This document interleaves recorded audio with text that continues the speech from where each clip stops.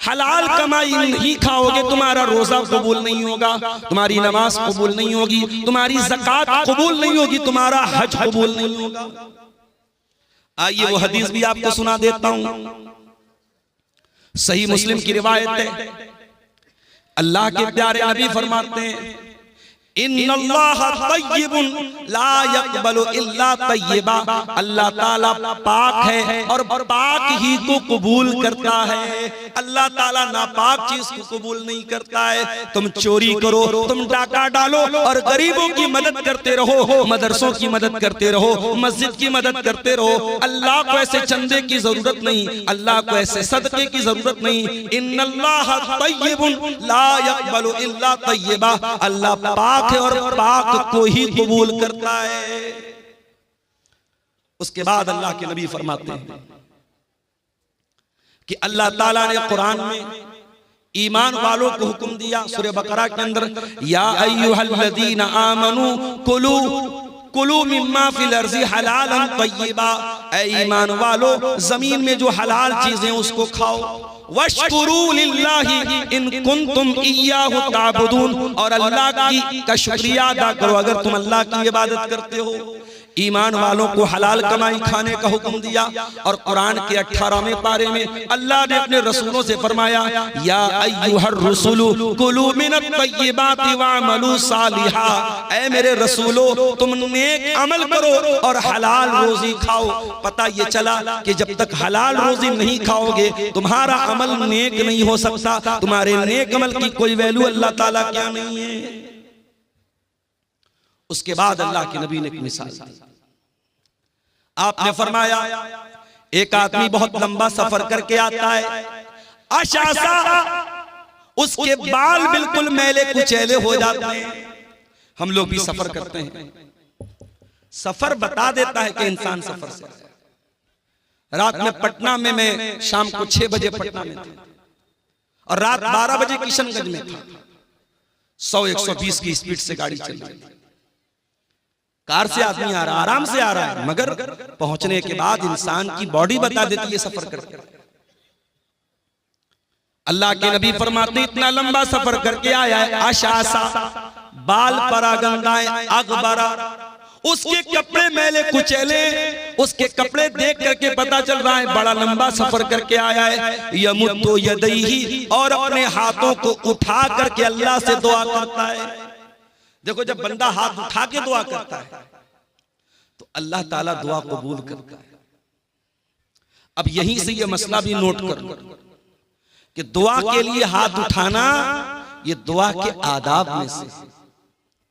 अब बाज लोग कहते हैं साहब नमाज के बाद हाथ उठा के दुआ कर सकते हैं कि नहीं? अगर इंडिविजुअली कर रहे हो, अलग अलग कर रहे हो, कर सकते हो, लेकिन अगर इज्तिमाई हो रही है तब ये बिदअत है, इसकी गुंजाइश नहीं। आदमी अपने तौर पर अल्लाह से कुछ मांग रहा है, कोई मसला नहीं, मांग सकता है भाई। जरूरी तो नहीं कि नमाज में मैंने सब मांगा। मेरा बच्चा बीमार है, नमाज मैंने पढ़ ली, अब मैं हाथ उठा के दुआ करूं अल्लाह मेरे बच्चे को शिफा दे। कारोबार को लेके परेशान हूं, दुकान अच्छी नहीं चल रही है, रोजी रोटी अच्छी नहीं चल रही है, नमाज पढ़ लिया, तस्बीहात पढ़ ली, दुआएं पढ़ ली, अस्कार पढ़ लिया, अब हाथ उठा के दुआ कर रहा हूं अल्लाह मेरी दुकान को तू चला दे, मेरी रोजी को कुशादा कर। कोई हर्ज की बात नहीं, हाथ उठा के दुआ कभी भी कर सकते हैं, कोई हर्ज की बात नहीं। बल्कि हाथ उठा के जब बंदा दुआ करता है, अल्लाह के प्यारे नबी फरमाते हैं इन्नल्लाह हय्युन करीमुन, अल्लाह ताला हया वाला है, अल्लाह ताला करम वाला है। जब बंदा अल्लाह की बारगाह में हाथ उठा के दुआ करता है तो अल्लाह ताला को हया आती है कि बंदे को खाली हाथ कैसे लौटाए। अल्लाह बंदे को खाली हाथ नहीं लौटाता। दुआ के लिए हाथ उठाना ये दुआ के आदाब में से है। अल्लाह के रसूल कह रहे लंबा सफर करके आया है, बाल मैले कुचैले, कपड़े गंदे, और हाथ उठा के दुआ कर रहा है और कहता या रब्बी ऐ मेरे रब, या रब्बी ऐ मेरे रब। अल्लाह को रब कह के दुआ कर रहा है। ये भी मसला याद रखो, जब अल्लाह को रब कह के दुआ मांगी जाए तो दुआ जल्दी कबूल होती है। एक तो मुसाफिर है, मुसाफिर की दुआ जल्दी कबूल होती है। लंबा सफर करके आया है, मुसाफिर है, कपड़े मैले कुचैले हैं, हाथ उठा के दुआ कर रहा है, अल्लाह को रब कह के दुआ कर रहा है। यानी कबूलियत के कई असबाब और कबूलियत की कई चीजें इकट्ठा हो गई हैं, लेकिन अल्लाह के नबी फरमाते हैं व मतअमुहु हराम व मशरबुहु हराम व मलबसुहु हराम व गुज़िया बिल हराम फअन्ना युस्तजाबु लिज़ालिक। ऐ मेरे सहाबा, उसका खाना हराम कमाई का, उसका पानी हराम कमाई का, उसका कपड़ा हराम कमाई का, उसकी परवरिश हराम कमाई की। फअन्ना युस्तजाबु लिज़ालिक। ऐसे इंसान की दुआ कैसे कबूल होगी? हराम खाने वाले की दुआ कबूल नहीं होगी मेरे भाई। रोते रहे हम। आसाम से आए हैं मुनव्वर हुसैन, आसामी से।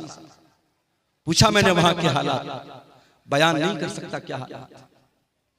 जुल्म की बहुत सारी दास्तानें शायद हम तक और आप तक पहुंचती भी नहीं है, जिनको कलम लिख नहीं सकते, ज़बानें बयान नहीं कर सकती, वो जुल्म आज हो रहा है। फलस्तीन के शहर गाजा में क्या हुआ? छोटे छोटे बच्चों के कैसे चिथड़े बने, और यहां इमाम हरम दुआ कर रहे हैं।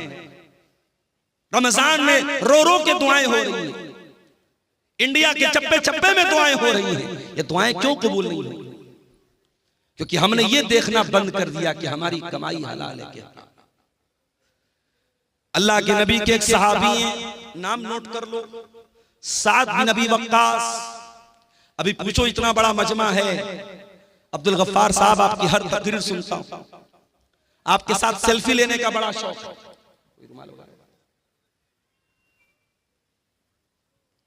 हर तकरीर सुनता हूं, हर जलसे में जाता हूं। अभी पूछ लूं कि वो 10 सहाबा कौन है जिनका नाम लेकर के अल्लाह के रसूल ने जन्नती कहा है, तो मुट्ठी भर लोग होंगे जो सही बता पाएंगे, जबकि बच्चे बच्चे को पता होना चाहिए। 10 सहाबा जन्नती हैं। 4 सहाबा तो वो हैं जिनको हम खुलफाए राशिदीन कहते हैं, अबू बकर, उमर, उस्मान, अली। ये तो 4 हैं। उसके अलावा कौन है? हजरत साद बिन नबी वक्कास, हजरत सईद बिन जैद, हजरत तलहा, हजरत जुबैर, हजरत अब्दुर्रहमान बिन औफ और हजरत अबू उबैदा बिन जर्राह। ये टोटल 10 सहाबा हैं जिनका नाम लेकर के अल्लाह के नबी ने जन्नती कहा है। उन 10 में से एक सहाबी हैं हजरत साद बिन नबी वक्कास। ये रिश्ते में अल्लाह के रसूल के मामू लगते थे। एक जंग में ये तीर चला रहे थे तो अल्लाह के नबी कह रहे थे, मामू जान, मेरे माँ बाप आप पर फिदा हुआ, आप तीर चलाए। इतनी मोहब्बत करते थे अल्लाह के नबी से। साद बिन नबी वक्कास ये बहुत मुस्तजाबुद दावत थे। ये जो दुआ करते थे इनकी दुआ फौरन कबूल हो जाती थी। इनसे किसी ने पूछा कि ऐसा साद बिन नबी वक्कास क्या बात है, आप जो भी दुआ करते हैं आपकी दुआ फौरन कबूल हो जाती है, इसका राज क्या है, इसका सीक्रेट क्या है, इसका रहस्य क्या है, क्यों आपकी दुआएं जल्दी कबूल हो जाती हैं? हजरत साद बिन नबी वक्कास कहते हैं, मा रफ़अतु लुक़मतन इला फमी, जब भी मैं अपने मुंह की तरफ कोई लुक़मा उठाता हूं, इल्ला व अना आलिमुन, मुझे पता होता है, मिन ऐना मजीउहा व मिन ऐना ज़हबत, वो लुक़मा कहां से आया है और कहां जाएगा, उसकी आमदनी क्या थी, वो कहां से वो लुक़मा आया था, मुझे सब पता है, A to Z मुझे पता है, इसलिए मैं हर लुक़मे की जानकारी के बाद खाता हूं। अल्लाह, ये थे सहाबा जो एक लुकमा भी अगर मुंह में डालते थे तो इस बात की परवाह करते थे, मैं हलाल तरीके से खा रहा हूं या हराम तरीके से खा रहा हूं। यहां तो बड़ी बड़ी बिल्डिंगें हराम कमाई की बन गई। यहां तो हराम कमाई से बड़े बड़े एम्पायर खड़े हो गए, बड़ी बड़ी बिल्डिंगें बना के रख दी, लाखों करोड़ों का बैलेंस बना के रख दिया। वो लोग अल्लाह को क्या हिसाब देंगे, हम जरा बता दो। दूसरे का माल नाजायज तरीके से अगर हमने खाया है, अल्लाह को हिसाब देना पड़ेगा मेरे भाई। अच्छा एक बात बताओ, आज के इस गए गुजरे दौर में भी हम मस्जिद का एहतराम करते हैं कि नहीं करते? बहुत एहतराम करते हैं। शराबी जब मस्जिद के पास से गुजरता है शराफत से गुजर जाता है, नहीं, मस्जिद के पास कोई हुड़दंग नहीं, कोई शरारत नहीं। और हमारे हिंदुस्तान में तो हमारे गैर मुस्लिम भाई भी मस्जिद का बड़ा एहतराम करते थे। होली का त्योहार आता था, होली खेलते थे, हमने अपने मोहल्ले में देखा।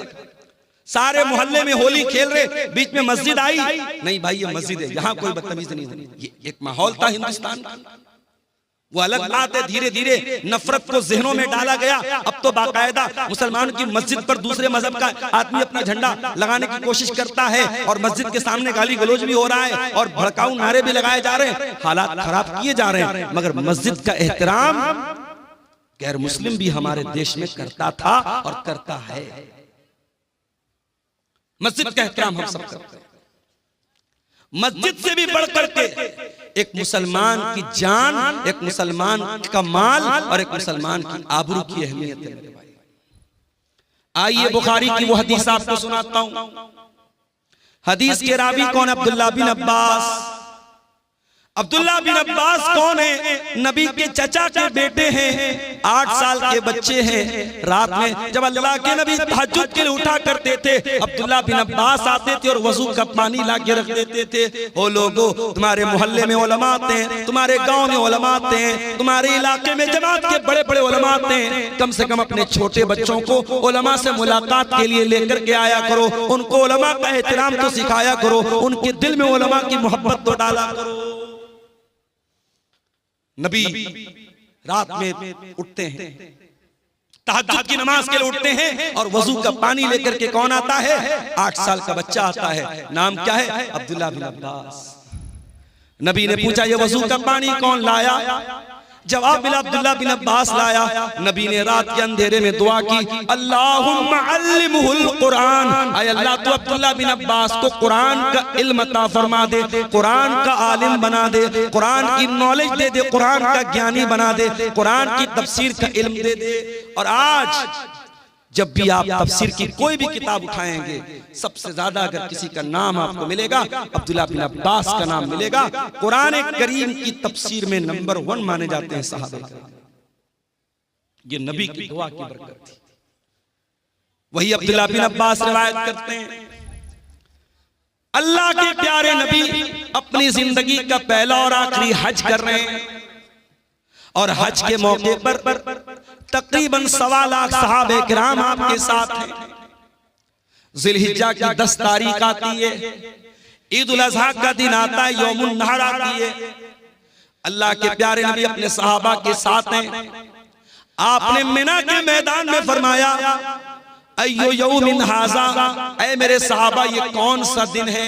सहाबा ने कहा यौमुन हराम, आज का दिन तो यौमुन नहर है, आज का दिन तो 10 जिलहिज्जा की तारीख है, आज का दिन तो बड़ा एहतराम वाला है।